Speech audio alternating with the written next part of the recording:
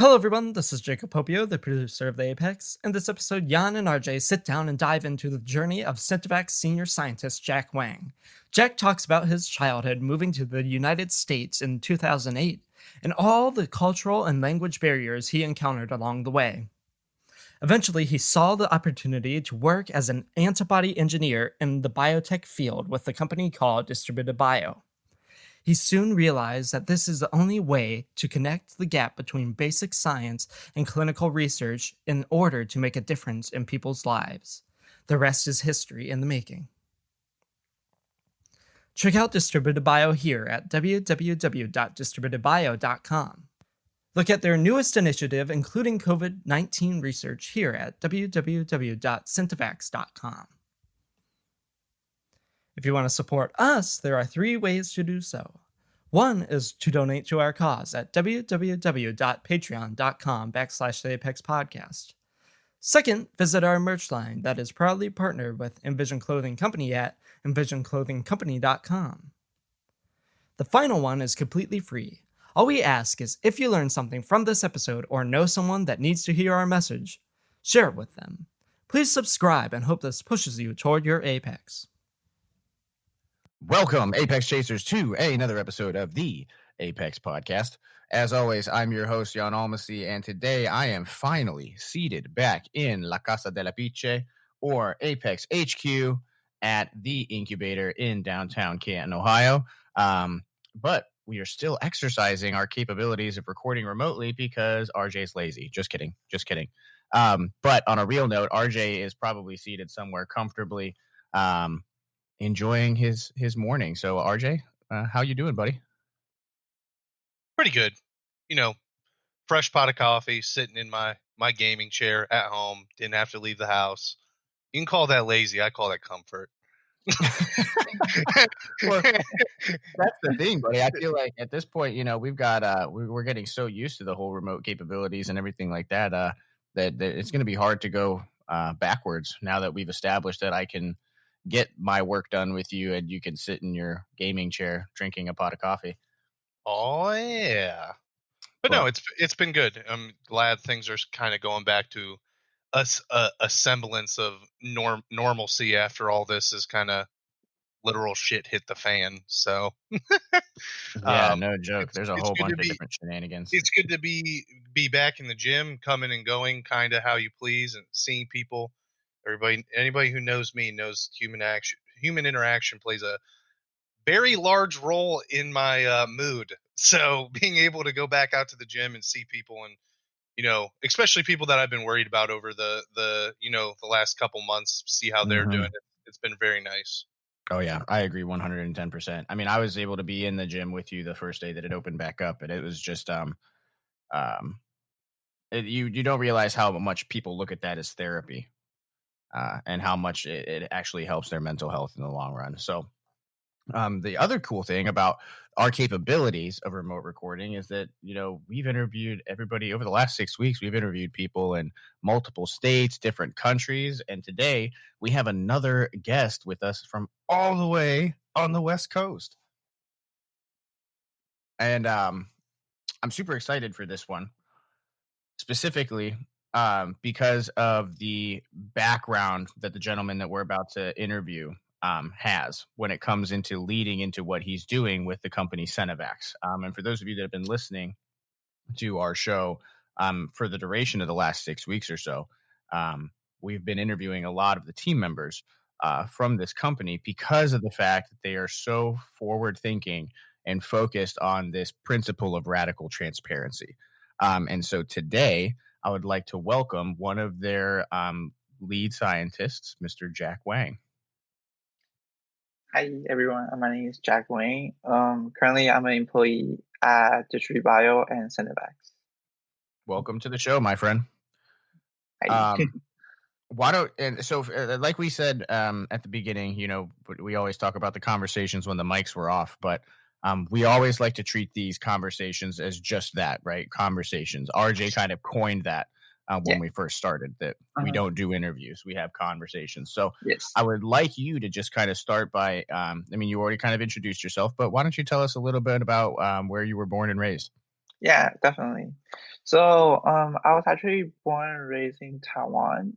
Um, until about 13 years old and 14 years old, I moved to United States to start my high school here in LA, actually, in California, sunny California.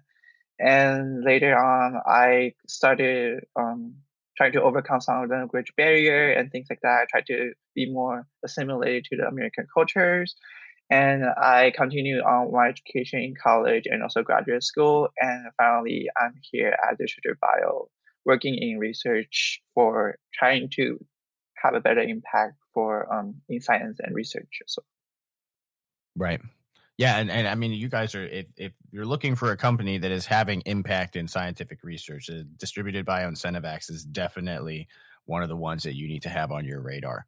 Um, Now, for those of you that are listening, you know that we here at the Apex Podcast have a very specific mission as to why we started this show. And one of the big reasons why we started this show was to highlight um, amazing people or ordinary people doing extraordinary things. I almost just messed up our own tagline, RJ. Jeez. Um, We'll edit that out. yeah. Ordinary people accomplishing extraordinary things. But not only that, but we talk about some struggles and some things that those people have been through so that other people can relate, right? And other people can understand that. I know Glanville on the CEO Distributed Bio on this most recent live stream said that this part of the radical transparency movement is not only talking about science, but also getting people to understand that the people doing the science aren't all cackling scientists that are, mad Einsteins behind the scenes, but they're people. We're all humans. And one thing that I really want to highlight with Jack's story is this opening line that he sent me inside of this pre-interview really kind of hit me. And it says, I was born into a traditional Taiwanese family where mind your own business and obey and respect orders from elder people were the mottos. In middle school, I met an amazing Chinese literature teacher who inspired me to pursue Chinese linguistics, which required a lot of pattern recognition, which actually ended up serving you way beyond just learning the language and learning linguistics. So why don't we just start there? Being born into that family with the mind your own business mentality and obeying and respecting orders from older people. Let's just start there and we can kind of expand this storyline out. What was it like growing up in a family like that? I guess in general, it might be a stigma to a lot of Asian family as well. It's that we are really conservative, and also at the same time, um, especially in the family I was in, my dad is a little bit. I have an older sister as well, but then my dad is very, I would say, restricted about a lot of having like good decency to people. Do not get yourself in troubles. Try to avoid a lot of like troublesome. And so a lot of time, the message coming out of my dad and my mom, especially also the whole entire family, is that really we don't want to cause too much trouble to other people in cases that like that'll get back to us. And also the other thing is that we try to, I would say, really just having a really good impression of others, such that if anything do happen, things will never really fall onto us. So because of that kind of social mentality, a lot of time it kind of builds in my personality that I'm a little bit introvert, where I'm not as sociable to other people. I don't really talk to people I first met until I really know them. So, but yeah. Yeah, and I can. My mom grew up in Slovakia, Hmm. and it's.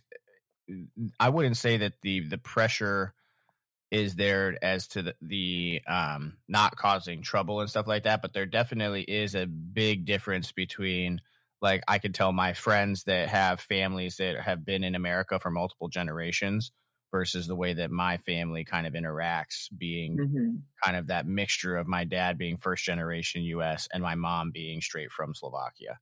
Yeah. There's definitely a difference in that cultural kind of integration is a huge factor when it comes to the way that you interact with other people, Yes, definitely. for sure. But that So being said, though, like a lot of time, I feel like although that's the initial thing people have raised you or taught you about, it doesn't really necessarily become your character unless you don't want to change it. So mhm, yeah. Mhm. exactly. I love that. I love that statement for sure because, I mean, that's with everything going on in the world, period. I mean, if you were raised a certain way, that's not how you need to end up. That's a choice, Exactly. Uh-huh. right? Yeah. And you made a choice to really kind of pursue these because of a teacher that inspired you. Mhm. Move into learning the Chinese linguistics and stuff like that. Why don't we explain a little bit about what that was like? Yeah, so I guess I wasn't really a much studious student back then. Yeah, me either. Yeah, me either. And that being said, I think mainly it's because of how the educational system around the world is kind of like you're being taught to do certain things that get tested on it, and then you don't really get to kind of understand how that connects to you in a more personal level. However, this kind of changed in the middle school when I entered my eighth grade, where in many countries they're learning their own language and their linguistics, culture from the ancient time, where how people communicate to each other, how they analyze different like patterns in poems, how they Mhm. write certain kind of really sophisticated ways of thinking or metaphor, like using those kind of technique really kind of build me up in a way that, oh, I never thought that some like just a language when you're trying to communicate with people can deliver such deeper and more complicated meaning. And Mhm. then so what that teacher, I actually don't know how to pronounce her name in English, but what she really taught me was really the fact that like a lot of time you're not really fixed minded into a particular way of thinking, because in that linguistic literature study that we're trying to pursue, a lot of time things that look exactly the same can mean completely different, and the context of how certain thing will mean from one to the other differ is based on different pattern that you see Mhm. before and after where the word is. And I found that kind of really interesting because a lot of time some people say one word, but maybe because of some sort of sarcasm or metaphor, it becomes something a little bit different. And then so I feel that that was a very interesting way of thinking about Mm. just how people communicate to each other, and also a mind of kind of, I would say, creativity in adding their own flavor of things, so that becomes something very different, if that makes sense. Yeah. I was just talking to somebody yesterday because I love poetry. I write Mm. poetry. Um, Not anything crazy, I just dabble, but it's No, I've always seen his journal before. It's very emotional, heartfelt stuff in there. Mm. yeah, RJ's read my diary. I kind of want to Um, see it now. yeah. I'll have to send you some, but Mm, I got extremely interested. I actually wanted to be an English teacher before I was a mm, nurse. Which ended up playing out really nicely now that I do content media. But um, I was always taught as a kid that it's about the space between the lines, not the words themselves. mhm, And I think that that's super interesting. Just the way that you explained, a word can mean one thing, but depending on what it's surrounded by, it can mean something completely different.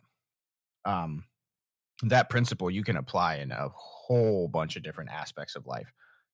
A memory can mean one thing out of context, but then in context can mean something completely different. yeah, Or a statement. I mean, there's so many different ways that you can apply that, even in probably the research that you guys are doing at Centivax, which we'll get to, later on in the episode. mhm, There's things that you do that something singularly isolated would mean something completely different than if it were in a sequence exactly. of things. So that pattern recognition, I'm sure, most definitely um, uh, is affecting everything Mhm. in your life, just as far as decision making and everything else goes. Um, so we learned all of this, and you ended up coming to the U.S. in 2008, but it and you don't have to open up as talk about as much as you're comfortable with this portion, but in seventh grade there was a situation that encountered that probably really affected your life, and trying to figure out who you are. And um I'll read this line here that you said that I really kind of want to address, just because I think that there's probably a lot of kids that have gone through something similar. Mhm. um and so you say that my my personality completely changed in middle school soon after discovering how ill my mom was, who eventually passed away in seventh grade. This is one of the reasons why I became a much more pessimistic, introverted, and quiet person. And I've grown a lot since then. You can you start wherever you like with that. I guess so being really raised in that sort of conservative family already, I was not really a too outgoing person. But having experienced something a little bit unexpected during that time, it kind of hit me in a way that like, because I don't like a lot of attention actually, and seems Mhm. like somehow the news was also spread everywhere that a lot of people who knows me, even my friends, I didn't tell them about it, knew about the things that happened, and then so because that hadn't hit me, and also I really don't like talking to because a lot of time when someone passed away or things like that, people started to give you that kind of guilty feeling in talking Mhm. to you. So actually a Yeah. lot of time like people who don't know me and then they brought up my mom and I just kind of didn't know what to say in the fact that like if I say that oh my mom passed away, then they'll become really guilty about oh sorry I asked about it. But at the Mhm. other end, I feel like if I want to avoid that kind of awkwardness, I actually lie to other people saying, "Oh yeah, she's doing well," things like that, in compensation of the fact that I don't want other people to feel guilty, and at the same Right. time, I can kind of avoid that awkwardness. Yeah. But You don't want nevertheless, to you don't want to draw people's pity out either.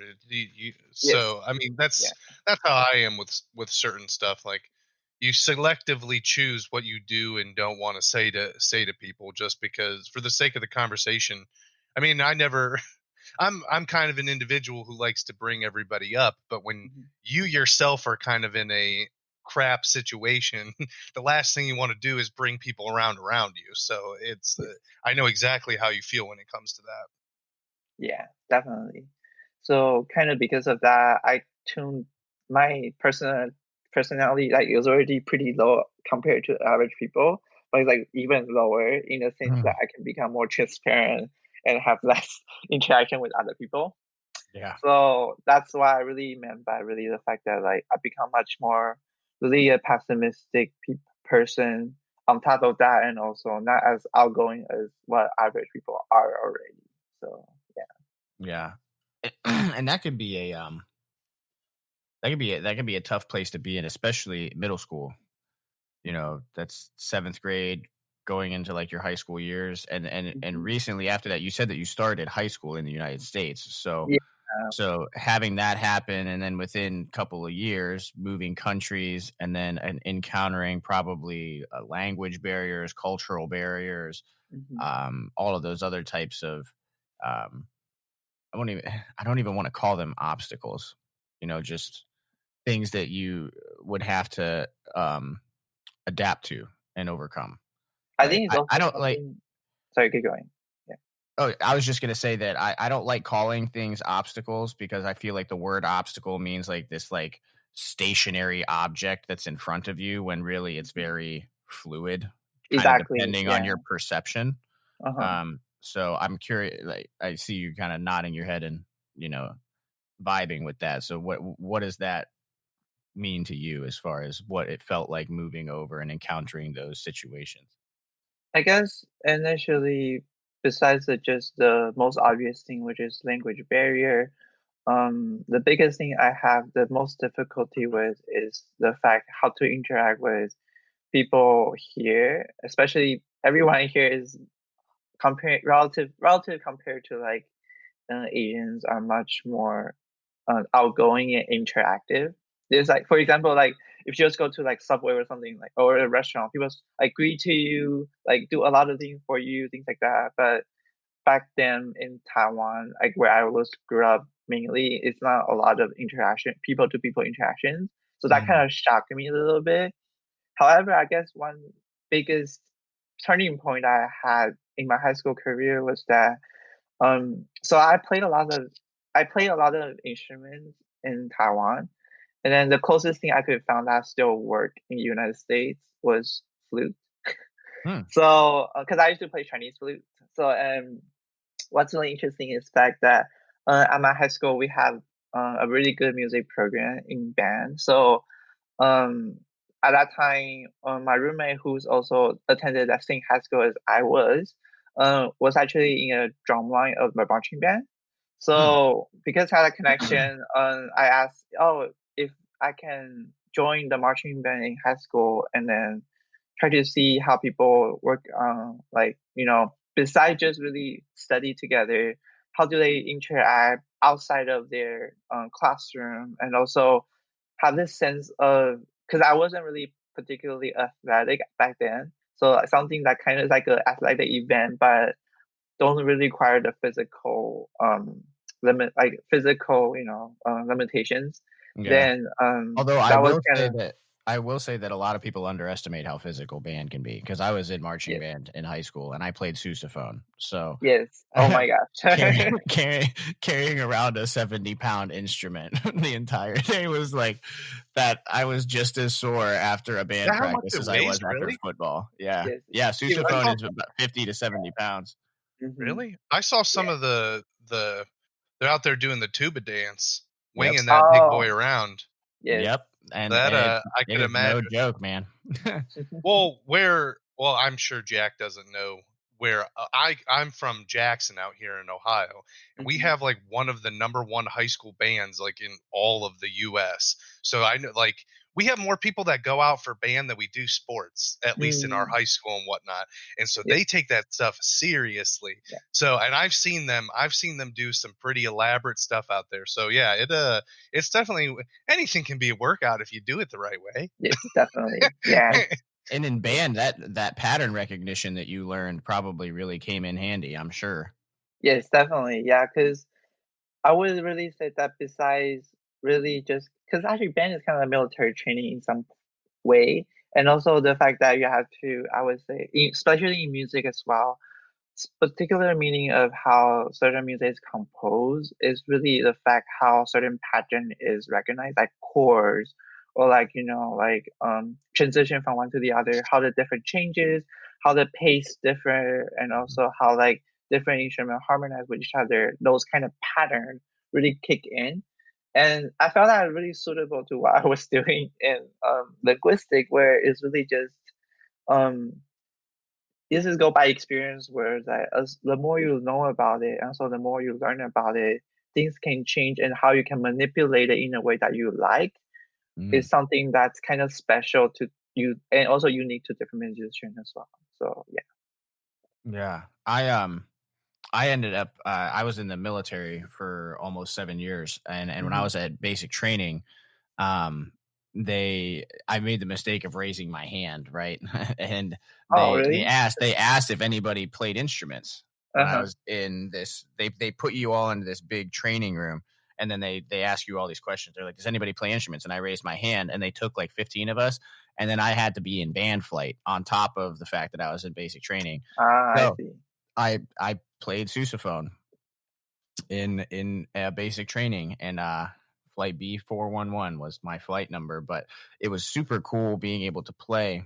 You hmm talking about the different patterns and different types of music in these transitions and everything, militaristic music. And part of it now is just because I was in the military, so I mean, hold on to it dearly. hmm But I mean, it's so choppy. It's mm very like that tempo and the way that they compose it is just so emotionally evoking. Yes. Um, and strong. I mean, just loud, fortissimo movements, which are Mhm. amazing. But the cool thing about music in general is the malleability. And I think that it's interesting to me that the majority of people that I've talked to that are these really highly intellectual scientific minds at some point in their life have had some type of connection to music. Yes. What is your thought process on that?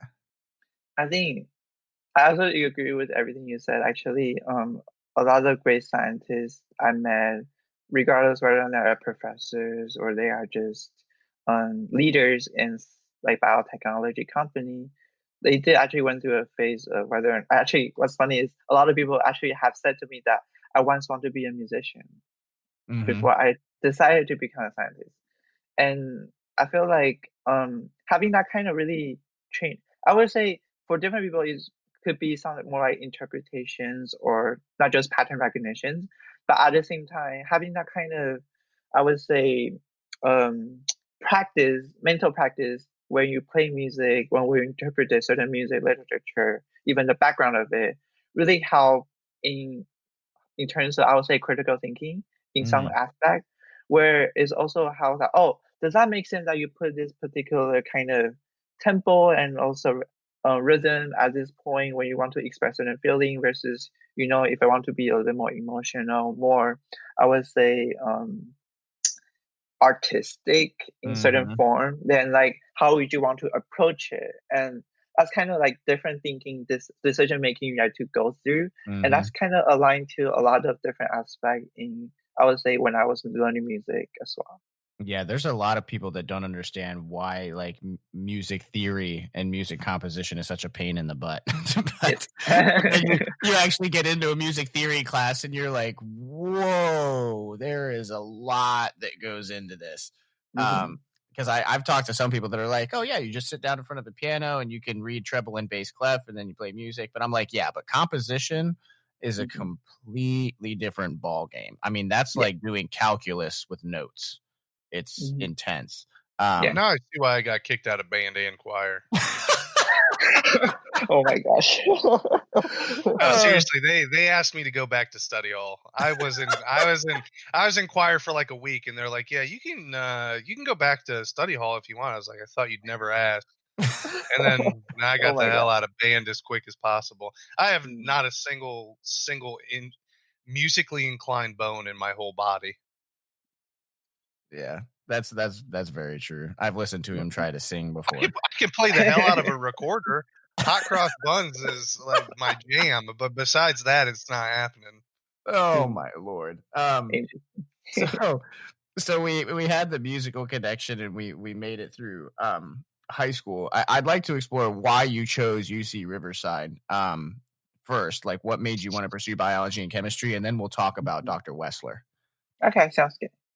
Yeah, so I guess really the initial reason that I wanted to stay in, I mean, I want to attend the UC Riverside is the fact that it's closer to where I was living in Mhm. a way. So it's because actually the other problem is also because I came here kind of in like beginning of this high school. A lot of I had to catch up more than other people. So I wasn't able to get into I would say like top notch school that people regarded as a super famous and really good schools. And on top of that, I really want to stay in California because I want to stay in my comfort zone a little bit before I explore other more risky path. Mhm. So, of the choices I have in California, I decided that Riverside was the best choice on top of my financial reason and also what I thought about the campus initially. It was pretty, I have a really good impression of how everyone was treated there and how small classes are if you are in certain programs, which Mm, leads to me why kind of how I decided to pursue interface between biology and chemistry.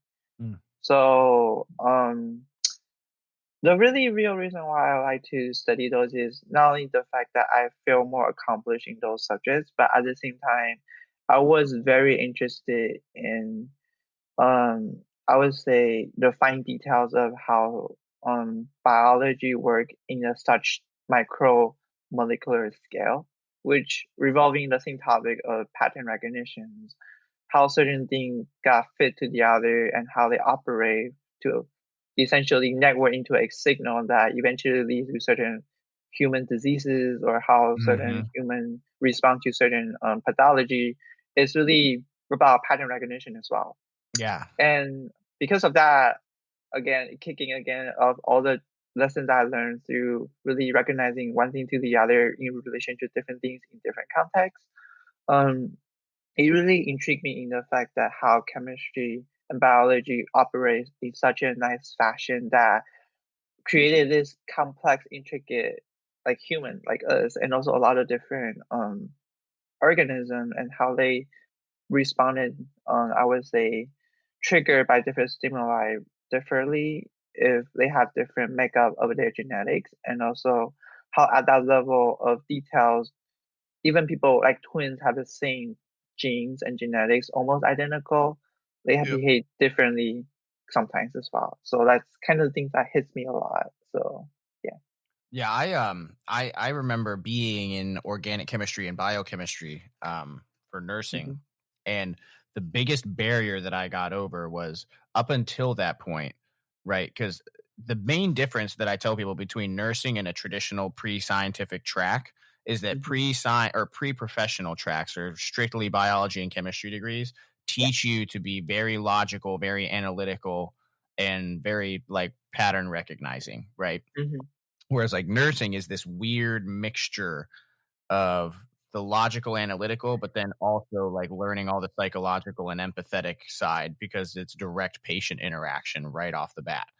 And Hmm. so I was used to trying to use the empathy to answer questions. And the biggest thing I had to learn when I got into OChem and biochem was it's all pattern recognition. Like rather Hmm. than trying to memorize all of these different carbon chains and all of these different interactions, it was so much easier for me to just remember the shapes Yes. and Yep. how they fit together or how they broke down. Um, Exactly. and that was like as soon as you mentioned the pattern recognition thing in the very beginning, I was like, this is going to come back up in chemistry. I know it's going to come back up in chemistry later on in the conversation because that's like exactly how I remember being able to make it through that class. And Hmm. I got like a B minus. I still am like horrible at chemistry, which is why I leave it up to you guys. Organic chem was a nightmare. I took that. I hated that class. Oh, interesting. But that's why and that's what it's beautiful about, like, all different walks of life and all different types of people because, I'm sure that there'd be a wild difference between me sitting in a lab and trying to do what you do, and then you coming into the trauma bay and, having Yep. somebody come out of the ambulance with a rib sticking out of their chest to be, 2 wildly different circumstances, but Mhm. the beautiful thing is that even with technology and everything the way that it is now, we can sit down and have a conversation about it. It's Yeah, applicable to it. Yeah. yeah, definitely. So why don't we talk about Dr. Wessler and how she kind of influenced pushing you to that next level into plant genetics and molecular bio? Yeah, definitely. So, um, I would say the background of that, how it started was the fact that, so initially, a lot of science major people, they have to take a lot of core classes before they can start their, like, their main scientific courses. And one of the replacement of those kind of core classes at Research Riverside is the fact that if you're in an honors program and you get selected, you're able to participate in a more project-based experimental class in replacement of the regular biology lab that people take. And that program is actually initiated by the HHMI professor in UC Riverside, which is Dr. Susan Wesley. Um, it was such a, I would say, coincidence for me that I was able to join that program is because initially I just thought, oh, that's a really untraditional way of how people teach, and I would like to learn from how people approach science in a more direct way. Mm. And that's just the time that I realized that oh, professors are human too. They interact with people in a much more like how people interact with their families and friends. on top of like just the fact that we're in a classroom setting, so like people are in front of the professor in front of you, you're kind of sitting behind it. But in that class, especially, it's different in the fact that everyone is given a bunch of at least in the first half of the course is a lot of more experimental based, learning how to tackle things by tools. And in the second half, the course is all project based. So they're giving you a particular project. In our case of my quarter system was trying to look at plant genetics and molecular biology, Mm. although it wasn't really my strongest interest. But the fact that I see how people approached it, and also she also invited a lot of her scientists and postdoc researcher from her lab to go to our class to teach us, which gave us a different aspect of how certain people approach different things differently, and also how we can really understand kind of different paths of how people get there, because they really like to share how their like I'll say history of how they become a scientist. And I got really inspired by a lot of people who took so many different routes, untraditionally or traditionally, and eventually become the amazing person who they are currently. Mhm. So then, because of that, on top of why I was already interested in the biology and chemistry, that really hit me. And at the end of the course, everyone is required actually to find someone to work in a lab in a university. Like it was like a kind of like a final exam for us. And Mm. then so I didn't have much courage to write people at that time until that particular like essential assignment. And I wrote approach a particular person in the biochemistry department named Dr. Li Fan, who works on a lot of structural biology work. And initially, I was like, I don't think he's going to accept me. I have zero experience. This is my second quarter here in the university. But what's surprised is that because of the credibility that Dr. Wessler had brought to the university, that professor was really interested in accepting new people, especially people who are just fresh off of the university. Mm. And that's kind of where I started to become much more interested in science, particularly in protein structure and structural biology. Yeah, why don't just for the people that are listening that may not Uh-huh. understand what kind of like the synthetic bioinformatics and structural biology entails, Hmm. um, could you give just like a general overview of kind of the field? I know that that's a loaded question, Yeah, no, and there's right. a lot of different things, but just like for people that don't necessarily Mhm. understand what you're saying when you say structural biology. Yeah, yeah. I mean, bottom line is really so um I would say a lot. There are a lot of different biomolecules exist in biological systems. So protein, DNA. People can also think of like small molecule, like hormones, things like that, or even just like water, like Mhm. molecular structures. And what structural biology is really looking at is looking at how these again pattern of biological molecules are interacting with each other in a more atomic details. So a lot of time people have to utilize things you might heard like X-ray crystallography, where you literally try to pack all these small things into crystal that's visible to you, and then shoot it through like X-ray or high intensity beams to get the structure, because we cannot see it by our naked eyes, and look at the details of how they talk to each other, interact with each other to kind of come up theory that how biology works. And in the aspect of the synthetic biology, it's kind of similar in a way of how people engineer things. So, for example, it's just the fact that the tool that they're playing with is not like I would say roadblock or like electric things, but it's more like biomolecules such as protein. Like they want to build protein out of protein exhibiting certain function or circuit. There's something really cool I heard recently is that people trying to engineer protein that can become a computer. And that's something, Whoa. yeah, it just like trying Whoa. to behave really similar to how semiconductor works and kind of the closed circuit system and things like that. So, but anyway, it was really just kind of one example of that is that for synthetic biology, other people might have also defined it as I would say in a grander scale, how people solve certain issue in agriculture in terms of plant crop, how they can engineer organisms so that they are resistant to drought or resistance to like insect and things like that. So Yeah. The when we get to the point where structural proteins can act like a semiconductor, RJ, that's when you're going to get your Terminator arm. Oh, I already said that'd be it. cool. If I Yes. ever have the opportunity, I'll trade Yeah. every organ in my body and become a cyborg right now. Mhm. I'll do it right now. Oh, Yes. your arm's fine? Lop it off. Give me the robot hand. I want to start. I want Oh to my start god. my. I want to start my car with my index finger. That'd be amazing.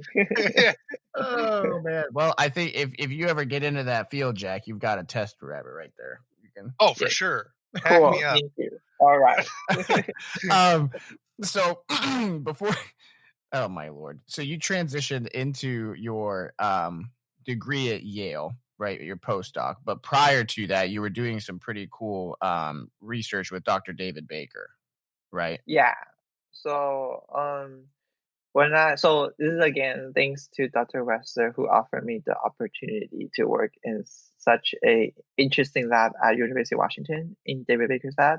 But so in his lab is such an interesting space because he's working in the interface of so many things such as computer science, biochemistry, structural biology, and also most importantly protein design. So what blew my mind was the fact that how besides people learning how biological things work in such fine details, it's the fact that you can use first principle to try to make things from scratch. So what I mean by that is the one of the main focus in David Baker's lab was the fact that he has learned so much about how protein behave from their sequence all the way down to the whole structure and architecture. And so he have trying to attempt to use those principle that was initially modeled for how structure of double helix DNA and kind of transition that in different mathematical equation into protein and try to make protein just based off those equations. So it just not like without knowing Oh. anything about the biology of certain things, he just like, okay, this is a sequence. If we expect it to fold up into like let's say heart shape, can we get it into a heart shape when we actually make it? Yeah, and that's And then that's actually super difficult if you think about it because of the fact that like despite the algorithmic like sequencing, it's mhm, hard. It's amazing how weird nature can be when it's like, oh yeah, it makes logical sense that it would look like this, but then nature's like, just kidding. It actually looks like this. And yes. so that's what like when you started saying that, I was like, I was like, that is trying to reverse engineer something just based off of the equation itself has Mhm, got to be. I mean, I'll just just keep on explaining. yeah. I'll shut up now. No. I mean, but I think you're definitely right though, because a lot of time what we thought is right is actually doesn't apply to every single biological system. Like it might work in certain condition, but that condition can be very narrow. And Mm. in the world of protein design and engineering, if you want to find a universal principle to do that, initially it will be really hard because of the limitation in computational resource. And consider how many space of like things can fold into for like just even a small protein. Like that can take years in the beginning of 2000 to actually get it calculated before you can make it. So Mm. and now the fact that a lot of technology has advances in the Baker's lab, they have identified a rule, or I would call another pattern, where they can actually make protein based off a certain interaction called hydrogen bond network that kind of stabilize their structure in a way by connecting certain amino acids from one to the other in a really specific manner. You know, also a pattern that they can able to achieve. And through that success, they were able to generate a lot of protein based on what they initially predicted and also end up to be what they are actually like. So Hmm. because of that, that actually gave me a lot of confidence and also a different way of thinking of, oh, besides me trying to study something that already exists in our body and figure out how it works. How about I just try to make them myself?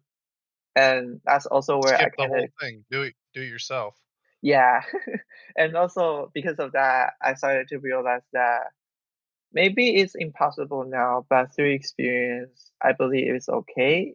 And um, having this kind of pattern recognition mindset again, I feel like it's definitely doable and something worth trying, although it's kind of high risky. So that's why when I initially started my graduate program at Yale, I chose to do something more in that topics of engineering and protein design to start with because that's really my passion and also kind of how the way I want to tackle about becoming a scientist. Mm. Nice. Then now, one thing that I think that I want to talk about when it comes to this transition between UC and Yale is that you Hmm. mentioned kind of first off that you were like, playing it a little bit safer, closer to home, with the Riverside thing because Yeah.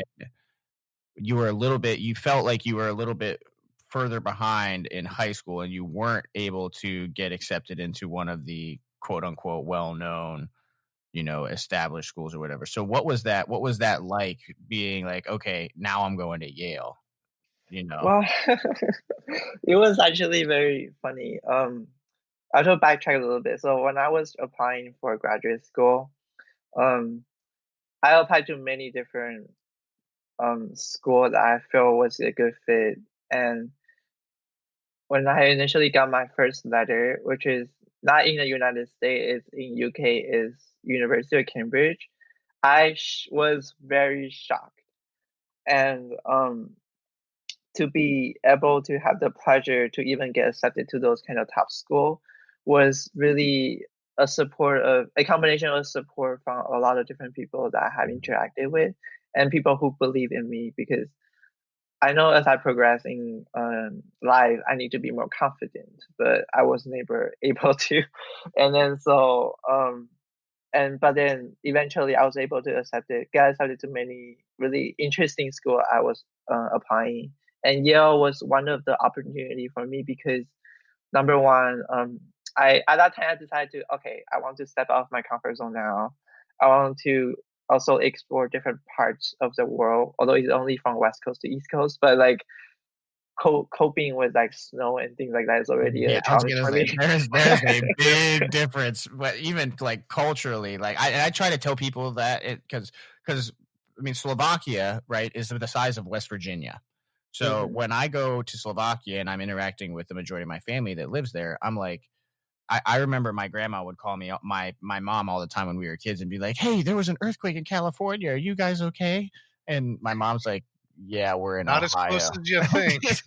Like we're 1,000 miles away. It's Yes. the equivalent of you being in Italy and there being an earthquake. And but Mm, that's something that like you just said, like coping, moving across the East Coast. I tell in the United States, I was like, there's a big difference between like Jersey and West Virginia. mhm. Big Yes. difference between San Yeah, no Francisco and kidding. Boston. Like massive differences. So Yep, that's agree. cool that you were like, yeah, trying to cope with, and we're not just all snow over here. We've got like corn. That's something else. Nice. No, we're snow or just debilitating humidity, and that's it. That's Mm. all we have. It's like, oh, Oh my gosh. we get like a day and a half where it's nice weather, and then the rest is like, oh, you like walking out of your front door and being drenched in your own sweat. Here you go. And then at the day after that, you walk out and your car's covered in snow, and Oh that's my it. gosh. That's Ohio. Interesting.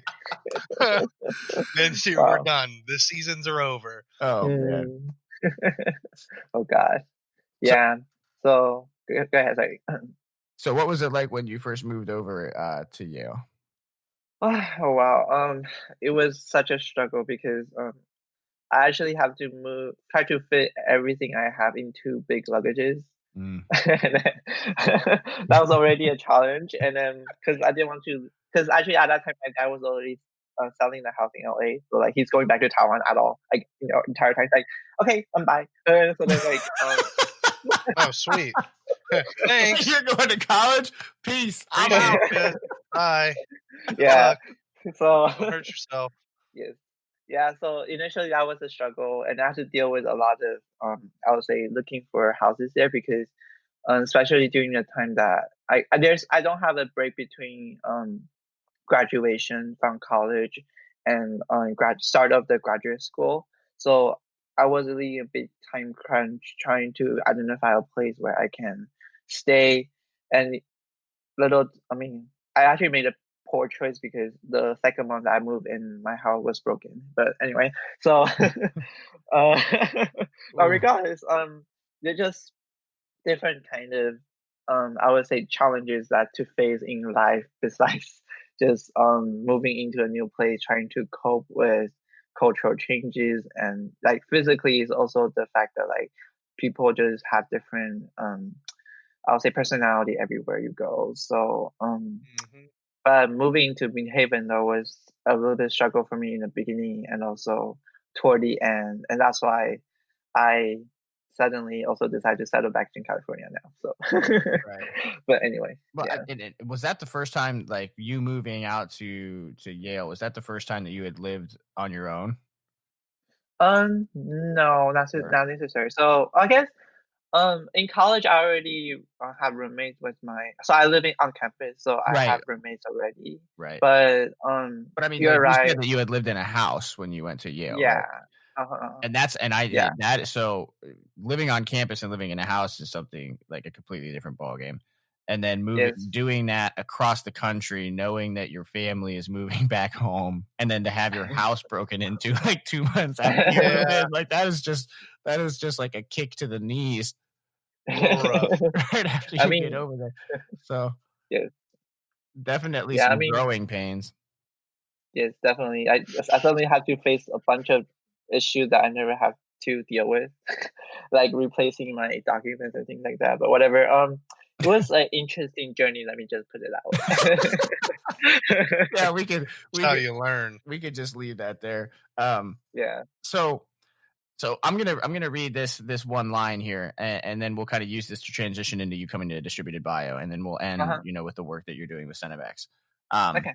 so it says, I simultaneously realized how slow and steady everything was in academia as a PhD student. Then I saw an opportunity to work as an antibody engineer in biotech and soon realized that this was the only way to connect the gap between basic science and clinical research all together to make a difference in other people's lives. I love that statement because Very profound statement. it is like, listen, there is only so much time you can spend learning things, but at some point you have to put it into action and actually impact people's lives. And I'm not, I mean, obviously if you need to have a PhD, you go, you finish your PhD, you do all this other stuff. But like for me as a nurse, that's why I was so excited to go into the nursing program, was because I knew, and I always fear that I'm going to sound like ego inflated when I say this, but I know that I'm smart enough to be a physician. And I Mhm. know that there's a lot of people that say that kind of stuff, like, well, I could have been a doctor if I wanted to be. But I legitimately didn't, because I looked at it and I was like, this is a whole lot of school, a whole lot of debt, and then finally getting to impact people like 8 years from now. And I was like, or I can go to school for like 4 and then start getting into the ER and the ICUs like right away. And Mhm. so that's kind of where my mentality sat. But it seems like you kind of got to a point where you're just like, I want to start helping people. I would say really, yeah, that you're right. Because initially, when I first transitioned from a college student to become a graduate student, PhD student, it was in a way that not easy because there's a lot of things that you deal with as a PhD student. You are essentially, I'll say, a traineeship of how PhD program in the United States is really the fact that they want you to train you to become an independent investigator in the future. So mainly a professors. And let's say if you don't want to be an independent, you don't want to establish an independent lab somewhere in school. Um, then your only choice to do other thing is like I would say work in a more team-oriented environment, such as biotech, or do some kind of educational work as a side professor. So to me, I didn't have the confidence to be establishing an independent lab because I'm always pessimistic. I don't think that kind of energy is good to train people. And second thing is, I'm a really serious person when I'm in work, so I don't want that to be kind of intimate thing. Especially in PhD, you need a lot of support from a mentor, and if you are not a approachable person by like your first impression, it can lead to a really bad outcome. So because of that, I didn't have any, um, I would say, imagination that I can become a professor. And one thing while I was working as a PhD student is I actually was also because Yale was a really interdisciplinary place where they have their own medical school, and then so a lot of research are actually very related to, I would say, in the medical side of things, like pushing things into clinical study, trying to study certain clinical work on top of that, and also I found that was really interesting, and I always thought that okay, if I can make something from scratch well enough, and but how do I ever going to make it into something that could be useful for other people? Mhm. Like for example, it's cool that you can make like intricate, I don't know, star shape or like I don't know, like weird um I'm gonna say like spell letter for like someone's name as a pudding structure. But like but how does that really matter for other people? Like why people will fund you for that for the sake of just being fun? I mean, it just be deeper meaning for that. And as a, I would say more of a researcher, the gap between how people can really succeed in bringing things that's useful for other people versus what they are doing in basic science to try to study a mechanism, it's Yeah. really big because it's good that people are studying how certain diseases evolve, and especially in this case, to coronavirus, how things are mutating, or is there any vaccine we can use to cope with it?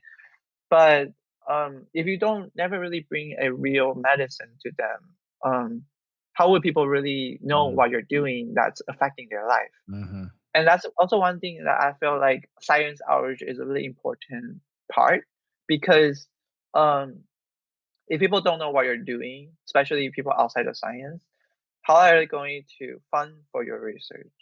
And Yeah. how are they going to kind of, even if I fund them, like how are they going to get affected by it? And then Right. so when I realized that happening on top of what I struggle at the place in New Haven at Yale, I realized that biotech is something I can get much closer to the point where I can actually bring something that's really impactful for other people.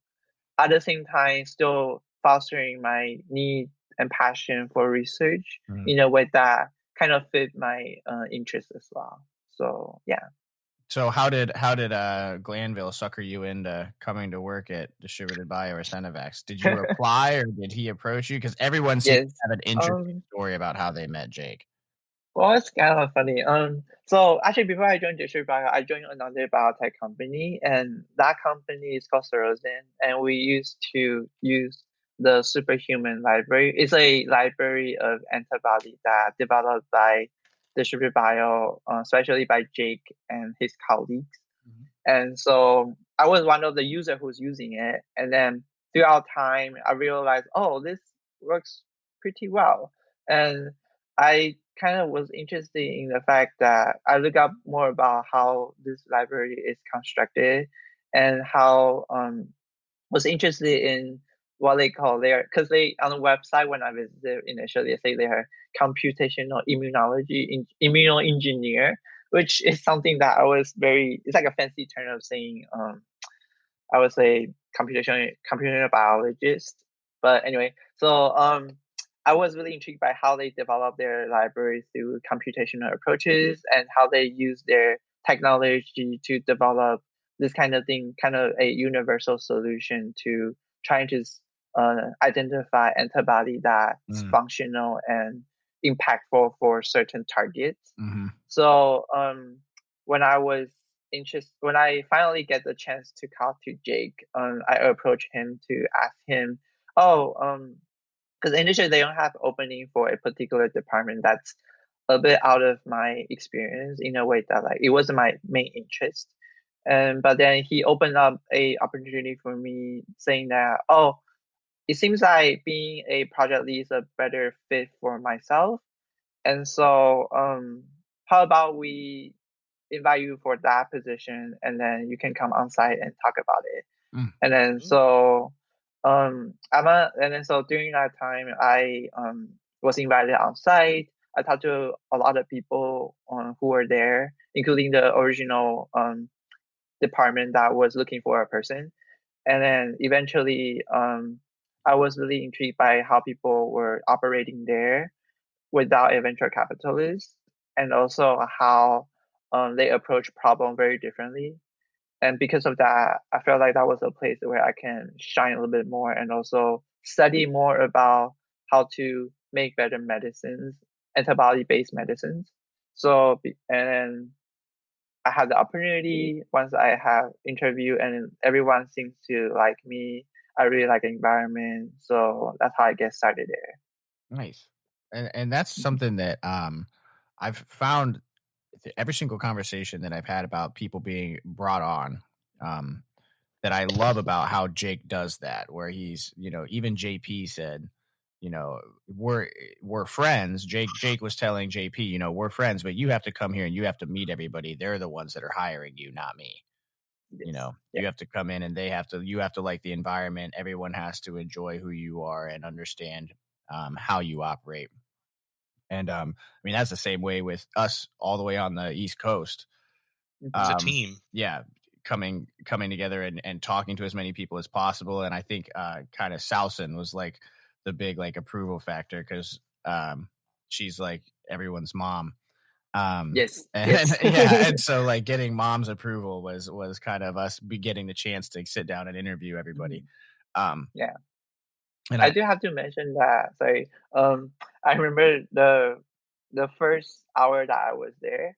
I stepped into the office and then I just spot like a lounge bar things in the center of the center of the office.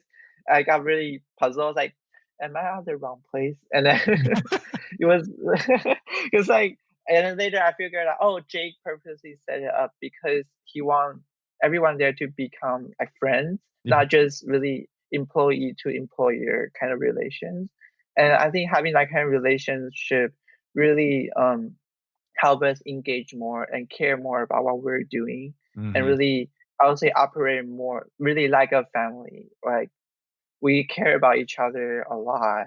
And although we are working sometimes on different goals and things, but we're still a team and Hmm. try to align to each other really well. And I think because of how also the process he select for people, everyone there seemed to, I would say, interact with everyone really, really well. Yeah. So yeah. Mhm. Yeah, I agree. It's the same way that we are over here at Apex. I mean, I would take a bullet for RJ or Jake. I mean, that's just how we are. You Mhm. get that family that becomes that brotherhood, that sisterhood, which is a beautiful Yes. thing in the workplace. Um, why don't so you get hired in, you're doing your thing, and then COVID starts hitting, and from what I understand, you and Sherrod worked really closely together. Yes. Right. Yeah. On building Uh-huh. why don't we just talk I won't even try to explain part of that, like, we could just, like, talk about the work that you and, Sherrod did when all of this stuff started hitting, and what your Yeah. Yeah. mentality was like, realizing that this pandemic was about to sweep the globe. Yeah. Uh-huh. So I would say, actually, initially, because I had experience of SARS in 2000, early 2000 when I was in Taiwan, so I really knew that this is going to be a very serious thing. But how it actually initially kicked in is Jake initially attended a conference, a biotech conference in DC, where they talk about a lot of infectious diseases. And I think in the afternoon of that call, he just quickly chat with me and Shara, saying that, oh, how about let's do something that we're really good at, which is antibody engineering, and try to come up with a solution that could be something that can be beneficial for people, especially during this kind of outbreak of COVID-19. And so he has a couple ideas that he discusses with me and Sharad, and then we talk about it, kind of evaluate what can we do during this time, because at that time the business was still going, and then we're still doing what we're leading the project of. And we're like, okay, yeah, we can try it on our spare time as a side project and then see how it goes. So Shara initially started building all these different Tumblr library of the potential I would say antibody clone that could be used for therapy. And I work on the what we call antigen generation, where I designed the so-called receptor binding domain, which is the bits that decorated the surface of the coronavirus that is essential for infection, for cell entry to to infect the human cells. And I try to engineer in a way such that it's applicable to how we can be selecting antibody against that particular region of the virus to make it effective. Okay. So so that would kind of everything goes I think it's really quickly in a way that is so genius. Like, not only trying to like my brain just melted a little bit because I understood like process of like for interviewing everybody else, but your piece was kind of the puzzle piece that I've been missing. But not only trying to reverse engineer the antibody itself, but also the receptor that the antibody has to bind to. You're like, no wonder your antibodies are so freaking potent. Like you were able to, you had the lock and the key. Yeah, it fits both sides of the equation. Like, then at that point, my mind just exploded. I'm sorry. But yeah, I mean, yes, we got a lot of reaction like that before, but so yeah, he's used to it. He's like, yeah, this is nothing new, folks. No, I mean, drops the mic, logs out of the interview. Bye. But yeah, so initially it was a really interesting journey because we were just viewing it as a side project, like things that we just do it at the side, kind of like, oh, whatever we have time, we'll do it. And then it actually started to become our main thing as outbreak got worse, especially during, I think, close to early March, where there's a lot of law in place. There's a lot of like breaking news every day about the report cases and things like that. And then so our business did close after that because of how the state and county instated. But we did get a permission to still work on COVID-19 therapy as a main thing because we believe that our technology is really robust. And also through the experience that we have gathered with working with more than 50 different targets that other company approach us for, we believe that this is something that we have high confidence of making it happen.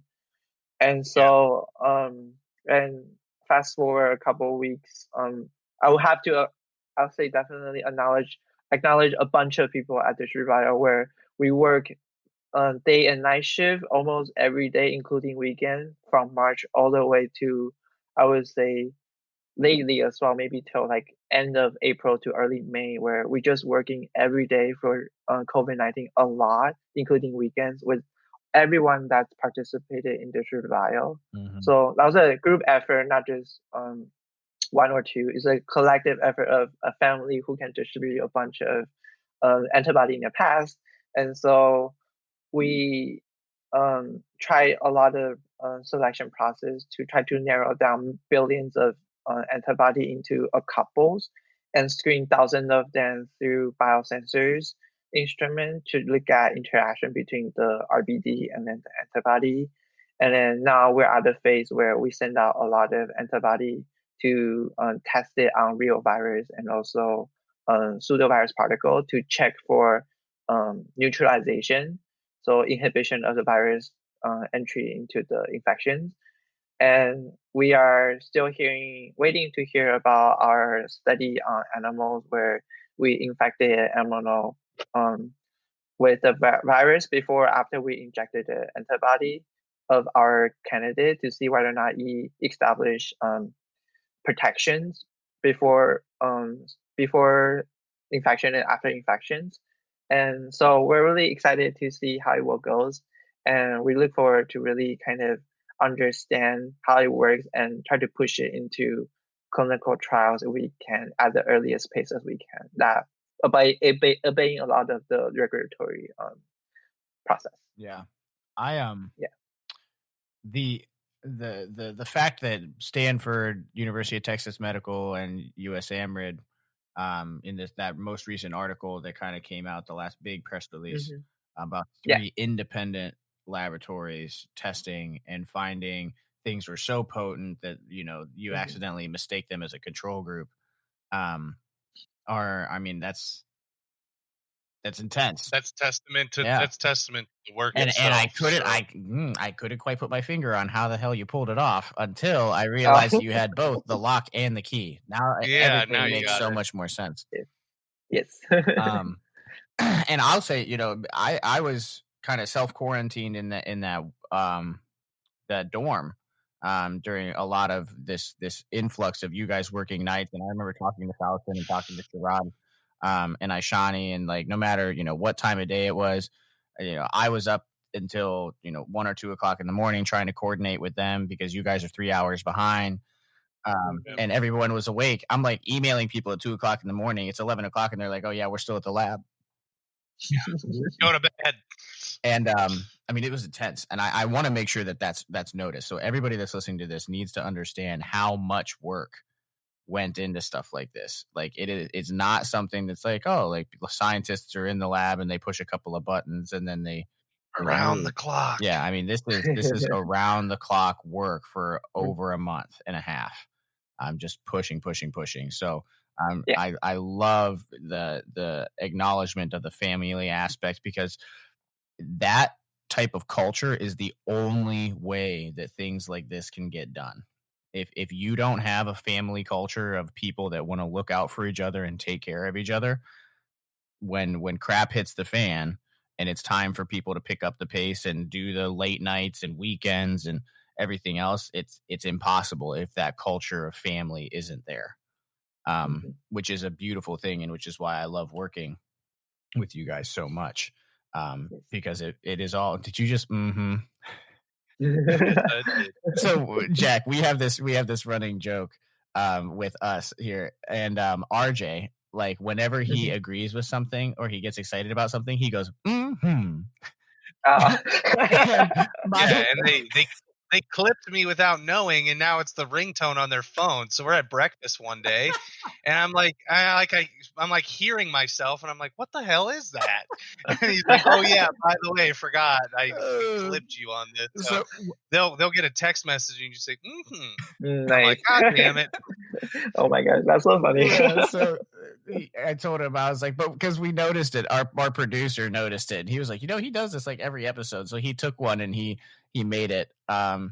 our text tones, but So for all the listeners out there, I'm gonna have text tone, 99 cents a pop if you guys want to download them off the website at some point. I'll have all my likenesses on there. It'll be perfect for anybody who Nice. wants it.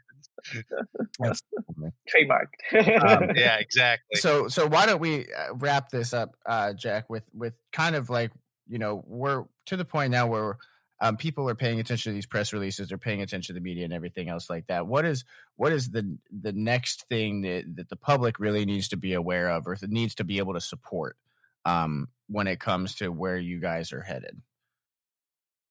I guess our biggest I would say it's not an obstacle, but limitation is that we're kind of small, so we're lacking a lot of funding to proceed in the expected fashion to deliver things into clinics.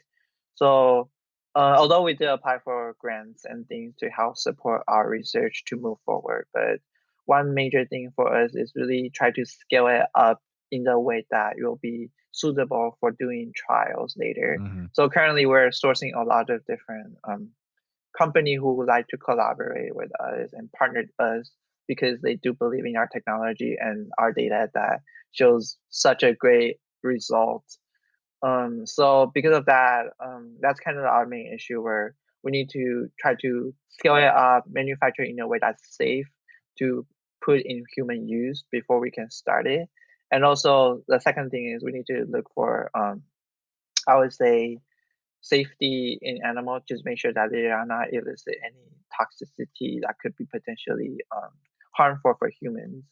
So that's kind of the main focus that we need to finish and polish it before we can start and initiate a potential clinical trials. Gotcha. And so of that, we really need a lot of help in terms of that aspect. But I think at the same time is besides really just the financial problem. I mean, it's not problem, it's just financial limitations.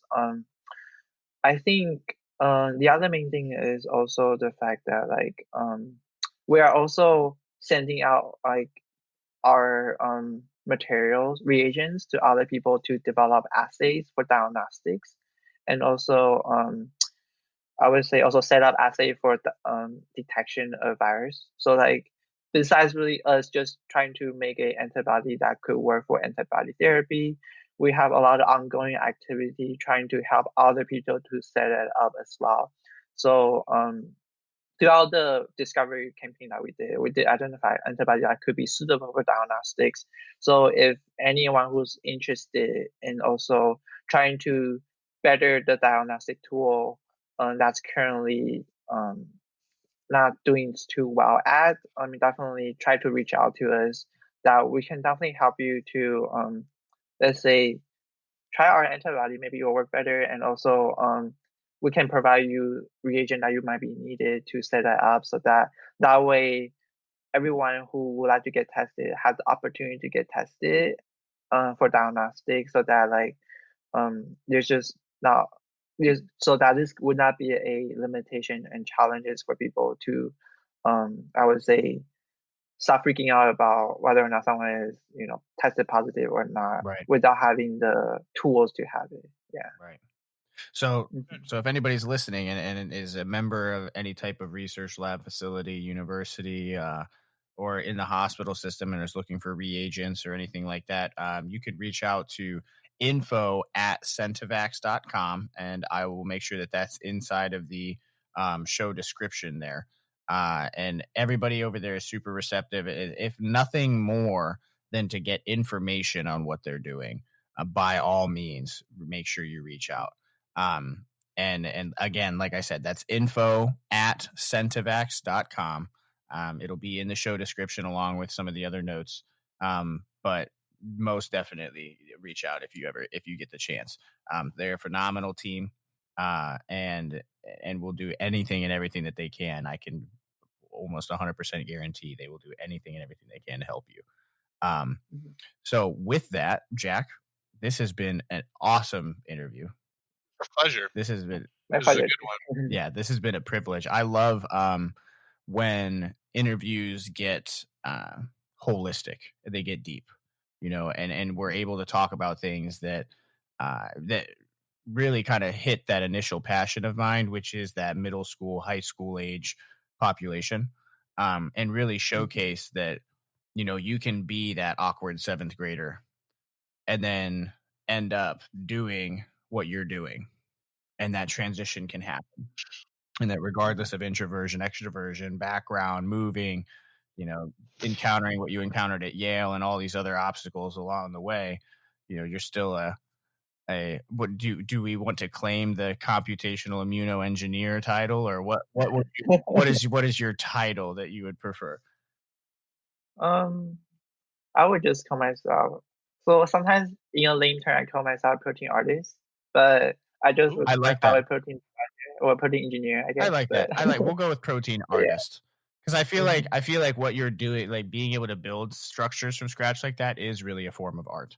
I mean, Exactly. that's beauty, right? I'm the kind of guy that can mess Mhm. up a stick figure, so there's no way that I could ever build a protein structure from scratch to look anything other than a giant ball of gobbledygook. Um, Wow. so that I like that. We're gonna actually, you know what? That's a perfect title for this episode. That is a perfect title for this episode. He's doing our work for us. Yes, look at Oh, that. oops. No, keep doing that. You can do as much of our work for us as you would like Yeah. to. So Okay. for everybody listening, like I said, one last reminder: this has been Jack Wang with Centivax and Distributed Bio out in California, who has been a phenomenal asset in providing the structural side of the protein engineering going into their COVID-19 research and a bunch of other initiatives that they have, although this is the one that we're focusing on right now. So make sure that you go and check them out. It's www.centivax.com. If you want to donate, you can go to centivax.com/COVID-19. And like I said, I mentioned before, their email is the info@centivax.com. So one last time, Jack, I would like to thank you again for coming on the show. I know RJ and I had a great time. Pleasure. And There's a week coming. this will definitely not be the last time that we touch base, I'm sure. Cool. Sounds good. All right, brother. Well, for everybody that's listening, I hope that you continue chasing that apex.